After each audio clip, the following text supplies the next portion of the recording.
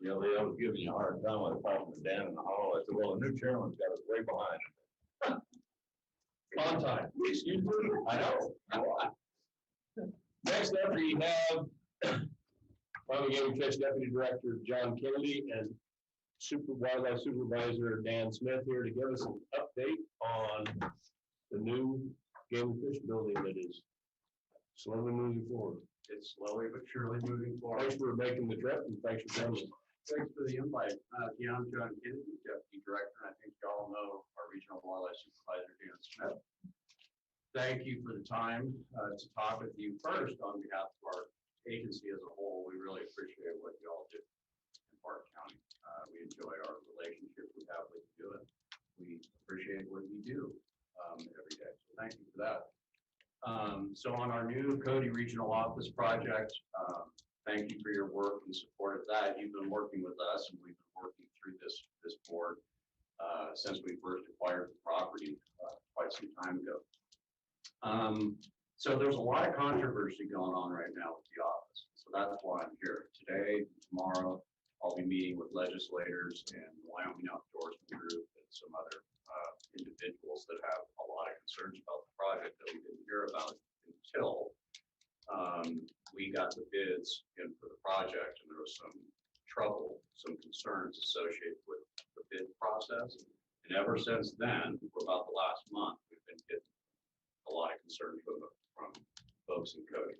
So, which is very upsetting to us because we try to be very transparent with this project from the get-go, and have tried to work with everyone the best that we can, including the sportsmen. And sportsmen's groups, the last group we want to be concerned about Game and Fish having new buildings. So again, that's why I'm here.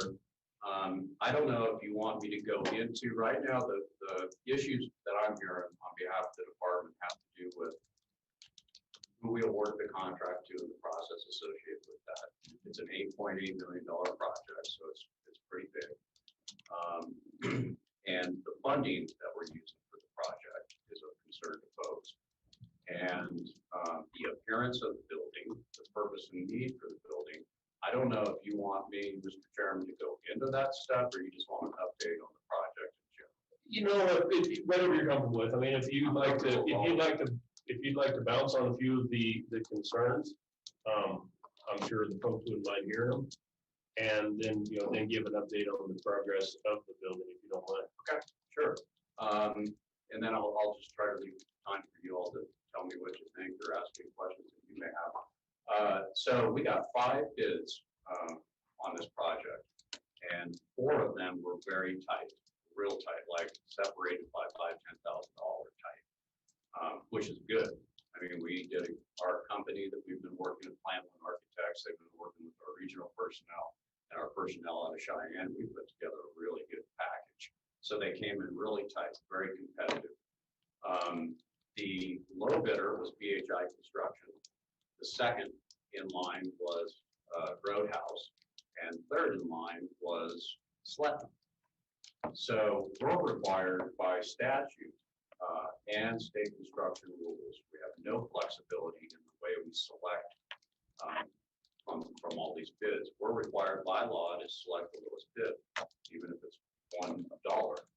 We're required to.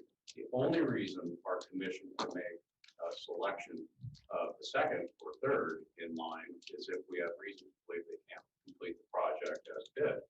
And we had no reason to believe that with BHI. Everything was really, really tight. So the controversy began when folks felt as though BHI was not really a resident. They didn't have residency status, and the Department of Workforce Services determines that. That's not our agency. They went through that process. They were challenged going through that process. They involved the Attorney General's office, and they made a determination that they meet the residency requirements. So our commission went with the lowest bid per statute. And so that controversy still continues, but we have no flexibility in that regard. We're awarding the contract to BHI, and we're moving forward right now with that. On the funding side of things, the concerns that we're hearing right now, first I'll tell you that this is all being funded with Game and Fish Commission dollars. no state construction general fund dollars at all. The way that they have that capacity at a time when everybody else is cutting budgets, and it's, you know, folks are a little bit confused as to how we can pull off a $9 million project when everybody else is cutting budgets. So 85% of our funding revenue right now comes from sportsmen, hunters, anglers, and shooters, and trappers. That's our old historical model. We used to get some general fund, about $12 million of general fund support programs. We no longer get that. And so we have our commission has a standard budget. They have a reserve to not be touched budget of 7 months operating expenses. And then anything on top of that, our annual budget, our standard budget is about $80 million. Our budget, that $80 million budget, annual budget, has been less than our expenditures during the last 5 or 6 years. So we have been able to have another budget, if you will, of discretionary dollars in there, because our revenue exceeds expenditures. And we had an increase in the sale of firearms and ammunition from our federal funding, our Pittman Robertson funding. And we have license sales going through the roof. We've been able to keep our budgets pretty flat with higher than anticipated revenue, which has created a budget that our commission can use for projects like Cody. And so they have been essentially saving to have a product, be able to implement a project like this.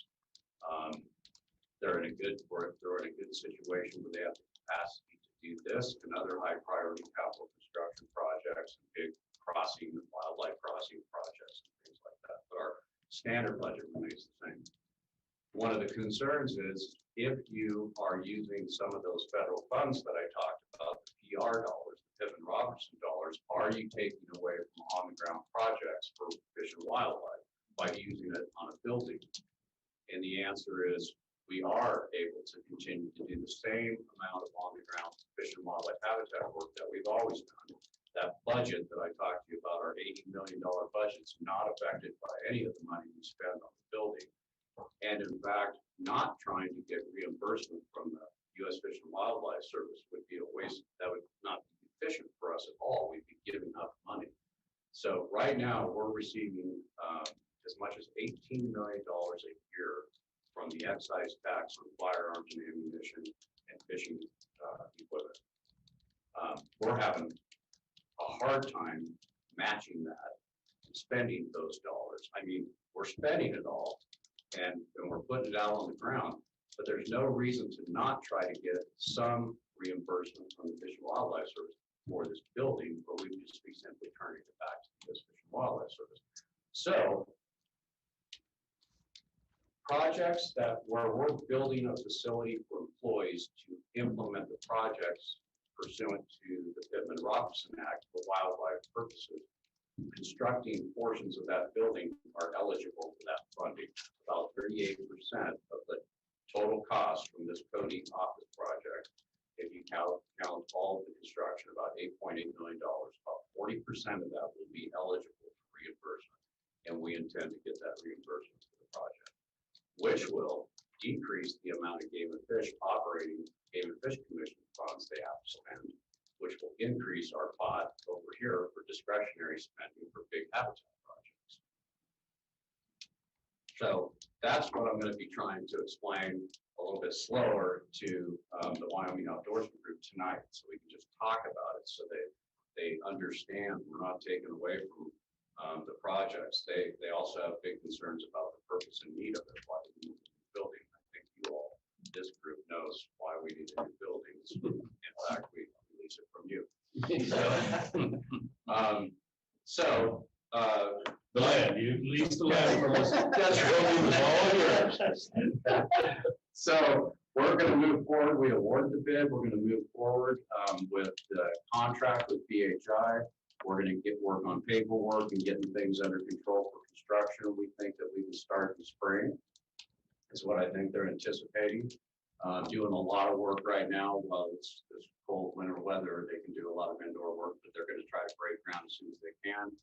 And we still have a substantial completion date of May 2022 for the project. We think it's going to be great for the for the community, great for the public that we serve. It's gonna make it easier to get in and out of off the highway. We're gonna have a AIS decontamination station, so we can put more into our AIS work. You can actually pull in with a horse Just for trailer. those that don't know, aquatic and basic species, yeah, which is the big thing nowadays. Yeah, so all of our work we're doing at Buffalo Bill and other areas of the community to keep quagga mussels and zebra mussels and things that really affect municipal water systems really bad in the fishery. We're gonna be putting a lot of time and effort into that. We're not gonna have grizzly bears in the fish cruise garage anymore. You know, we'll have a facility where these guys can actually work grizzly bears in a safe environment. And we're really excited about it. So I stand for any questions or talk about anything you thought. Dawson. What do you propose the employment to be at that location? Number of employees? About 28. Yeah, it's about 26 full-time and then seasonal range from 5 to 10. So Okay. Does that change, excuse me, does that change from where you are right now? no. So our building, I think we covered this before, but I think our building was built in 1979. It was built for 9 personnel. They expanded it to 14. We now have 25 working in, and as you know, we've got modulars in the back to try to cover that. But some of the things like the septic system and stuff was built for a 9-person building, and we're stressing it a little bit. The number of employees here in the Cody region has increased, but because we've moved positions, we haven't, as a department, increased our permanent positions at all. That's good to hear. Commissioner Kelly. Yeah, not really a question, but we were talking about this, it's been last month, I guess, and Joy Hill, our planning and zoning director upstairs. She made the mention that she wasn't quite sure, but she wasn't sure how long your SUP was good for. And so you might just check with her, because I hate to see your SUP lapse, and then you gotta go all the way back through the system. Yeah, you don't want to have to come for this again. Yeah. Well, I just, you know, and one of the other things from when the commission originally approved the SUP, it was conditional upon 2 designs that you had.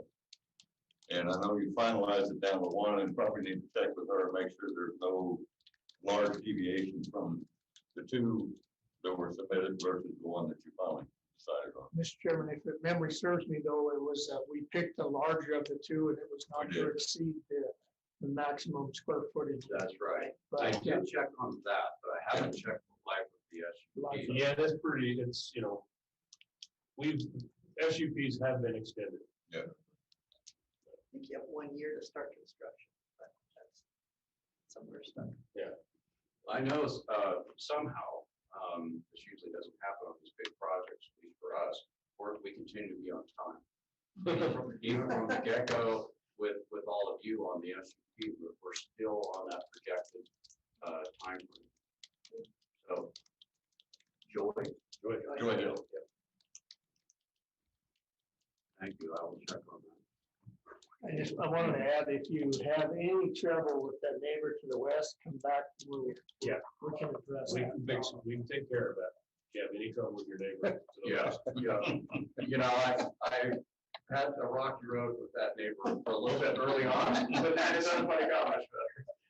Now, that neighbor has been very good for us, so we appreciate that, and I've had to reach out to him on several occasions on other issues, so I just really appreciate it.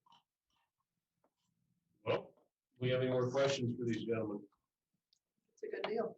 No, Thank you. appreciate you, again, appreciate you taking the time to come in and keep us in the loop, and Anytime, good luck. thank you. Thank Appreciate you your very much. time. Mr. Chairman, we were going to add to the agenda the road sign issue. We're gonna discuss that next week. Oh, okay. Okay. I hear a motion to adjourn. So moved. Second. Moved and seconded to adjourn. All those in favor? Aye. Opposed? Okay. What is this on 1 PM? Oh, that's for Dawson. That's That's done. for me. That's my. Yeah, we decided. Yeah, let's go review committee meeting on the next set of bills for WCCA. No. I do, as a committee chair. She does. I- Yes. Nothing to do with the second part. You'll see in the week, it's our second for you. I don't know what it's about. Yeah. I want to ask you about that plastic bag deal. You heard the discussion. Where do you see it? You heard the discussion.